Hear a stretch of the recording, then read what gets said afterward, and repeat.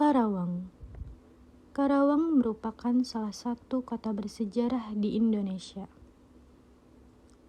Terbukti dengan adanya peninggalan-peninggalan bersejarah dari penjajahan kolonial Belanda.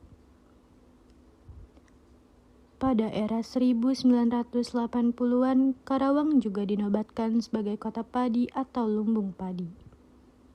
Sebagian besar mata pencaharian penduduknya adalah bertani, yaitu sebagai pemilik lahan ataupun buruh tani. Lahan sawah di Karawang mencapai 12,1 juta hektar, menjadi lahan sawah terluas di Jawa Barat dan bahkan se-Indonesia. Kenalkan, nama saya Hasan Basri. Boleh dipanggil Hasbas boleh, Hasan boleh, yang lain jangan. Asli Karawang. Lahir 47 tahun yang lalu. Tepatnya tahun 1976.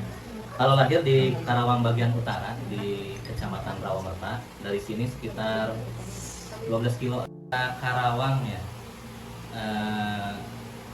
dengan pengalaman hidup saya yang sudah kurang lebih 47 tahun yang lalu dari Karawang ya. Yang pasti kondisi dulu dengan sekarang sangat jauh berbeda pasti. Dulu Karawang itu pertama kali dipimpin oleh seorang bupati bernama Singa Perbangsa, yang sekarang namanya diabadikan di Stadion Bola Singa Perbangsa. Dulu ya masih terah-terah keturunan kerajaan ya. Sampai zaman lanjut ke zaman penjajahan, perjuangan sampai kemerdekaan, ya sampailah sekarang kita di satu kondisi yang lebih modern, di mana kepemimpinan pemerintahan sudah lebih maju, lebih demokrasi seperti sekarang ini. Kalau dulu kan masih sistem ya kerajaan, kalau sekarang sudah dengan pemilihan dan sebagainya. Karawang ini dari segi lokasi, keberadaannya, letak geografis, dibatasi oleh sungai-sungai, salah satunya ya Citarum itu. Citarum yang dari hulunya, dari sana, dari daerah Tatar, Sunda, Bandung ngalir ke sini. Nah, dari sungai besar itu memang dari dulu, kalau dulu sih konon katanya banyak digunakan buat lalu lintas ya. Sebelum pertanian maju dulu, Sungai Citarum itu lebih fungsinya lebih ke lalu lintas. Nah, seiring perkembangan zaman, pertanian mulai dibuka, mulai maju di Karawang, sedikit beralih fungsi. Sungai Citarum lebih dominan fungsinya untuk pertanian. Nah, salah satu sistem yang berjalan dari dulu, semenjak dicanangkan Presiden Soeharto, mulai dibangun sistem irigasi ke seluruh pelosok Karawang.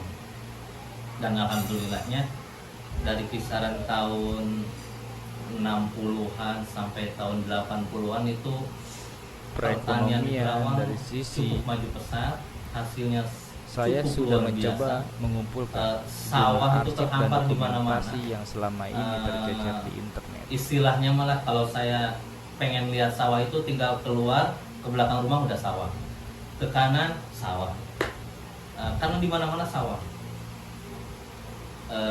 Dan hasilnya pun cukup bagus karena memang sistem pengairan, karena kan pertanian itu kalau sistem pengairannya bagus, insya Allah hasilnya bagus. Nah, dengan hasil yang demikian terkenalah Karawang menjadi salah satu lumbung padi di Jawa Barat, bahkan nasional. Cuma memang kalau bicara pertanian, saya masih ingat masa kecil suka bantu ibu ke sawah gitu ya. Pengen lihat cara bertani mulai dari nanam sampai panen itu kayak apa gitu. Ya dulu sangat tradisional banget. Saya ingat tahun 80-an lah, 84 itu saya udah mulai ya mau nginjak usia SD gitu. Ya mainnya ke sawah. Kalau bapak ibu ke sawah mau mulai menanam padi ya ikut gitu.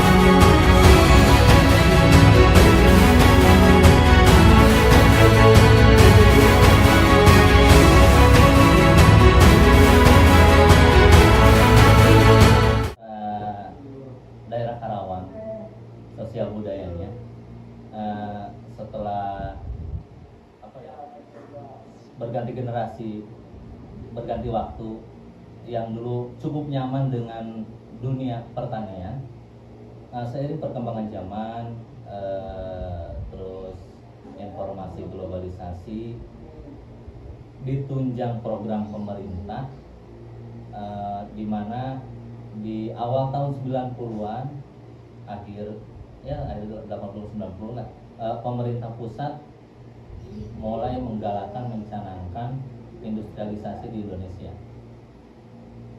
Dampaknya juga dirasakan di daerah Karawang dan sekitarnya. Tahun 90 dunia industri real itu mulai masuk ke Karawang. Mulai dibangun beberapa kawasan industri. Saya sempat ngobrol dengan beberapa orang tua dulu lah ya. Di awal masuknya industri ke Karawang itu awalnya ditentang. Pemerintah daerah menentang masuk industri ke Karawang, dikhawatirkan akan banyak dampak dan plus minus, terutama yang dikhawatirkan dampak negatifnya. Yang dipikirin ya pertaniannya, karena namanya industri itu kalau sudah dimulai biasanya dia menggurita kemana-mana, dan memang terbukti di awal pertama yang saya tahu ya, nanti bisa diklarifikasi dengan sumber-sumber yang lain, itu yang diizinkan untuk dibuka atau alih fungsi dari pertanian ke industri itu hanya daerah Karawang Barat, Teluk Jambi dan sekitar, hanya itu. Makanya awal cikal bakalnya dari kawasan industri dari sana. Dan waktu itu dari bupati, dari beberapa pemerintah daerah, dari beberapa tokoh masyarakat Karawang mewanti-wanti, jangan sampai dunia industri ini bolehlah ada di Karawang, tapi jangan sampai benar-benar mengurus habis lahan pertanian, dunia pertanian. Makanya waktu itu beberapa elemen masyarakat meminta pemerintah daerah untuk menjaga beberapa daerah yang potensial dengan pertanian. Akhirnya disepakati, saya lupa nama bupatinya waktu itu, kalau tidak Bapak Sumarno, Bapak Dadang Mukhtar, itu beriringan. Dibatasi tuh, jadi daerah-daerah mana yang boleh ada industri, mana yang enggak. Disepakatilah Karawang Barat itu boleh, Karawang Utara sama sekali jangan. Itu khusus untuk pertanian. Karawang Utara itu ya yang ke arah pantai itu benar-benar dipertahankan. Kalau kecamatannya mah ya dari mulai saya tuh Rawamantas sama Cilebar, Pakis itu, Batu Jaya harusnya masih pertanian. Ya akhirnya berjalanlah industri mulai dari Karawang Barat, Teluk Jambe, terus ya terus-terusnya ke daerah Cikampek kan. Setelah masuk dunia industri, kawasan-kawasan berdiri, beberapa testimoni mengindikasikan bahwa ada kesejahteraan lebih setelah masuk kerja di pabrik atau di industri. Ya pola pikir mulai berubah. Dengan begitu, para orang tua lebih banyak mendorong anak-anaknya untuk kerja ke pabrik. Ya otomatis pertanian mulai ditinggalkan. Hanya para orang tua yang masih kerja di pertanian di sawah. Itu pun setahu saya kebanyakannya kerja di sawah bukan sebagai pemilik lahan, tapi buruh kasar yang ngandelin upah. Karena di kampung-kampung itu kan kalau pertanian banyak sistemnya.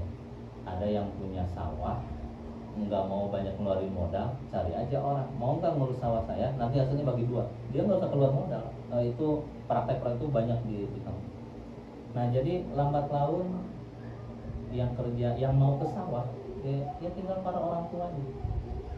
Generasi berikutnya udah mulai ke industri. Seiring kan industri kalau udah tumbuh di satu daerah, efeknya kan kemana-mana ya. Strata sosial, gaya hidup, mal-mal mulai dibangun, perumahan mulai dibangun, tempat-tempat nongkrong mulai ramai, kaum urban mulai datang.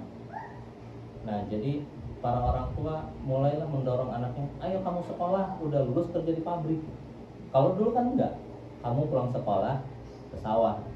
Kalau seiring mulai ada industri, sok sekolah yang tinggi, dapat ijazah, kerja di pabrik.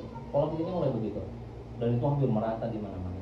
Ya mulailah bergeser dari tahun 90 ke sini, puncaknya mah tahun 2000-an seingat saya. Ya anak muda udah nggak mau lagi ke sawah. Bisa ditanya anak-anak sekarang, anak saya aja mungkin iya ke sawah main layangan, tapi kalau untuk bertani nggak tahu, bertani kayak apa nggak tahu. Jadi dari tahun 90 ke sini perindustrian mulai ramai di Karawang. Dampaknya tadi itu efek sosialnya secara horizontal, gaya hidup mulai berubah, pola pikir mulai berubah. Kalau menurut saya pribadi sebagai putra asli daerah Karawang, kita harus, saya menasihati diri sendiri ya, saya harus berpikir lebih bijak. Artinya jangan dengan serta-merta lahir industri, pertanian berkurang, saya nyalahin industri. Menurut saya itu tidak bijak. Nama saya Kusuma Dewi, saya salah satu urban kota Karawang yang berasal dari Jawa Tengah. Saya beranjak ke kota Karawang pada tahun 2001. Kemudian saya bekerja di salah satu perusahaan yang ada di kawasan KIC. Pertama kali bekerja, saya dulu gajinya itu masih 300-an. Terus semakin tahun semakin kesini tambah naik, dan itu juga seiring dengan bertambahnya upah minimum kota Karawang, yang sampai dengan saat ini upah minimum kota Karawang itu menjadi upah yang tertinggi se-Indonesia. Namun yang saya amati, semakin tinggi upah minimumnya, justru semakin banyak pengurangan karyawan.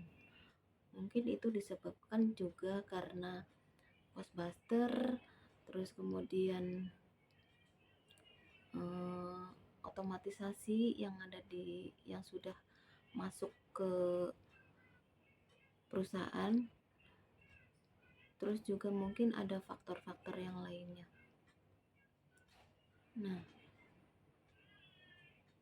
beberapa teman yang saya